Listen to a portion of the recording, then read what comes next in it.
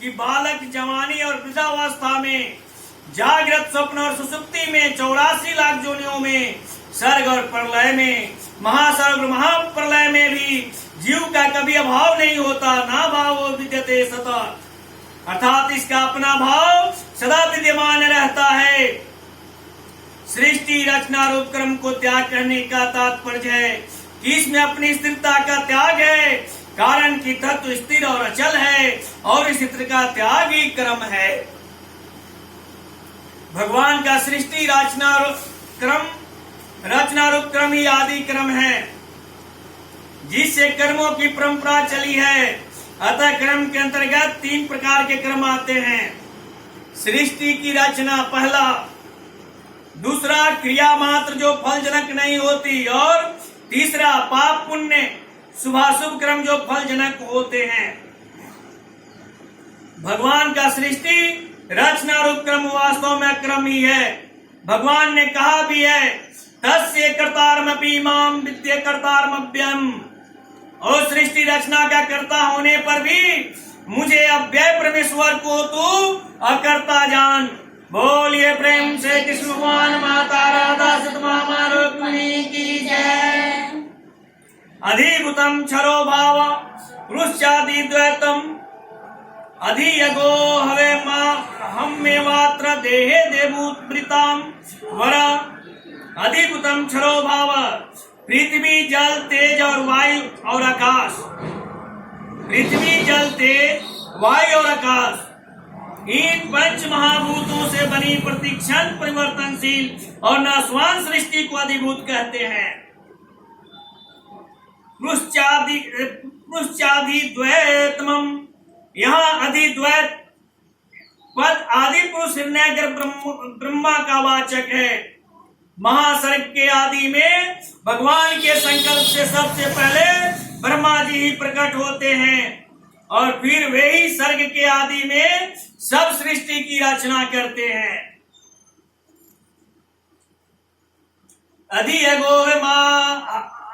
अधियगो में मात्र दे देवूताम वर। हे देहधारियों में श्रेष्ठ अर्जुन, इस देह में अधियज्ञ मैं ही हूँ, अर्थात इस मनुष्य शरीर में अंतर्यामी रूप से मैं ही हूँ। भगवान ने गीता में हृदय सर्वस्य विशिष्टम सर्वस्य चाहम हृदय सन्निविष्ट ईश्वर सर्वभूतानां हृदय से अर्जुन तिष्ठति, आदि में अपने को अंतर्यामी रूप से सबके हृदय में विराजमान बताया है प्रभु ने। अहमेव यत्र देहे, कहने का तात्पर्य है कि दूसरी जोनियों में तो पूर्वकृत कर्मों का भोग होता है, नए कर्म नहीं बनते, पर इस मनुष्य शरीर में नए कर्म भी बनते हैं। उन कर्मों के प्रेरक अंतर्यामी भगवान होते हैं। जहाँ मनुष्य राग द्वेष नहीं करता, उसके सब कर्म भगवान के प्रेरणा के अनुसार शुद्ध होते हैं, अर्थात बंधन कारक नहीं होते। और जहाँ वह राग द्वेष के कारण भगवान की प्रेरणा के अनुसार कर्म नहीं करता, उसके कर्म बंधन कारक होते हैं। कारण की राग और द्वेष मनुष्य के महान शत्रु होते हैं। कारण की राग और द्वेष मनुष्य के महान शत्रु होते हैं। तात्पर्य यह हुआ कि भगवान की प्रेरणा से कभी निषिद्ध कर्म होते ही नहीं। श्रुति और स्मृति भगवान की आज्ञा है। श्रुति स्मृति ममय वाक्य, अतः भगवान श्रुति स्मृति के विरुद्ध प्रेरणा कैसे कर सकते हैं? नहीं कर सकते। निषिद्ध कर्म तो मनुष्य कामना के वशीभूत होकर ही करता है। अगर मनुष्य कामना के वशीभूत न हो तो उसके द्वारा स्वाभाविक विविध कर्म होंगे, जिनको 18 अध्याय में स्वभावनियत कर्म नाम से कहा गया है। यहाँ अर्जुन के लिए देवभूत वृताम वरा कहने का तात्पर्य है कि देहधारियों में वही मनुष्य श्रेष्ठ है जो इस देह में परमात्मा है, ऐसा जान लेता है। ऐसा ज्ञान न हो तो भी ऐसा मान ले कि स्थूल सूक्ष्म और कारण शरीर के कण कण में परमात्मा है, उनका अनुभव करना ही मनुष्य जन्म का खास ध्येय है। इस ध्येय की सिद्धि के लिए परमात्मा की आज्ञा के अनुसार ही काम करना है। तीसरे और चौथे श्लोक में जो ब्रह्म अध्यात्म क्रम अधिभूत अधिद्वय और अधियज्ञ का वर्णन हुआ है, उससे समझने मात्र के लिए जल का एक दृष्टांत दिया जाता है। जैसे जब आकाश स्वच्छ होता है तब हमारे और सूर्य के मध्य में कोई पदार्थ न दिखने पर भी वास्तव में वहां परमाणु रूप से जल तत्व रहता है। वही जल तत्व भाप बनता है और भाप के घनीभूत होने पर बादल बनता है।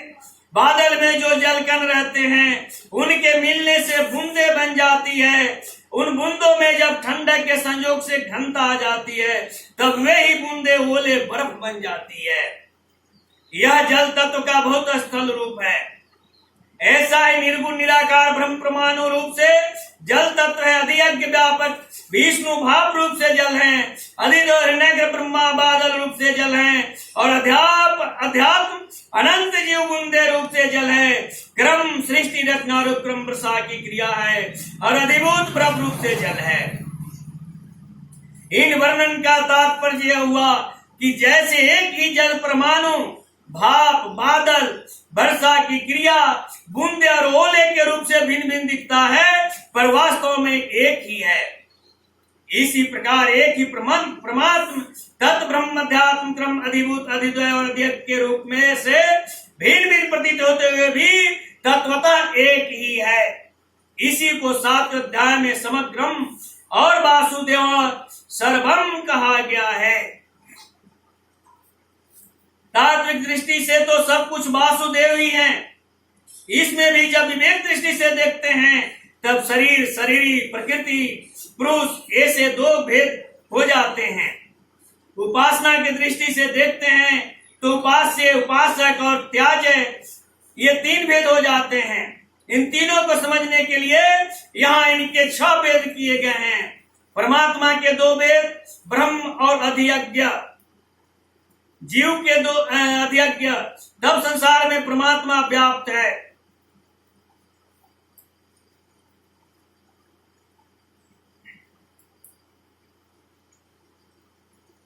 अधियज्ञ सगुण है।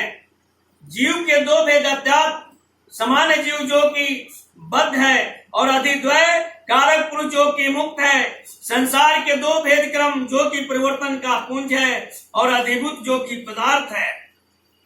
सब संसार में परमात्मा व्याप्त है। मया तत्मिदं सर्वम येन सर्वमिदं ततम। सब संसार परमात्मा में है। मयि सर्वमिदं प्रोक्तम। सब कुछ परमात्मा ही है। वासुदेव सर्वम। सब संसार परमात्मा का है। अहम ही सर्वज्ञानम भोक्ताम भोक्ता च प्रभुरेव च भोक्तारम यज्ञंत प्रसाम सर्वलोक महेश्वरम। इस प्रकार गीता में भगवान के तरह तरह के वचन आते हैं। इन सब का सामंजस्य कैसे हो, सबकी संगति कैसे बैठे, इस पर विचार किया जाता है। संसार में परमात्म प्राप्ति के लिए अपने कल्याण के लिए साधना करने वाले जितने भी साधक हैं वे सभी संसार से छूटना चाहते हैं और परमात्मा को प्राप्त करना चाहते हैं। कारण कि संसार के साथ संबंध रखने से सदा रहने वाली शांति और सुख नहीं मिल सकता, प्रत्युत सदा शांति और दुख ही मिलता रहता है। ऐसे मनुष्यों का प्रत्यक्ष अनुभव है। परमात्मा अनंत आनंद के स्वरूप है, वहां दुख का लेस भी नहीं है, ऐसा शास्त्रों का कथन है और संतों का अनुभव है। अब विचार यह करना है कि साधक को संसार तो प्रत्यक्ष रूप से दिखता है और परमात्मा को यह केवल मानता है, क्योंकि परमात्मा प्रत्यक्ष दिखते नहीं। शास्त्र और संत कहते हैं कि संसार में परमात्मा है और परमात्मा में संसार है। इसको मानकर साधक साधन करता है। उस साधना में जब तक संसार की मुख्यता रहती है तब तक परमात्मा की मान्यता गौण रहती है। साधन करते करते जो जो परमात्मा की धारणा मुख होती चली जाती है, त्यों त्यों संसार की मान्यता गौण होती चली जाती है। परमात्मा की धारणा सर्वथा मुख होने पर साधक को यह स्पष्ट दिखने लग जाता है कि संसार पहले नहीं था और फिर बाद में नहीं रहेगा। तथा वर्तमान में जो है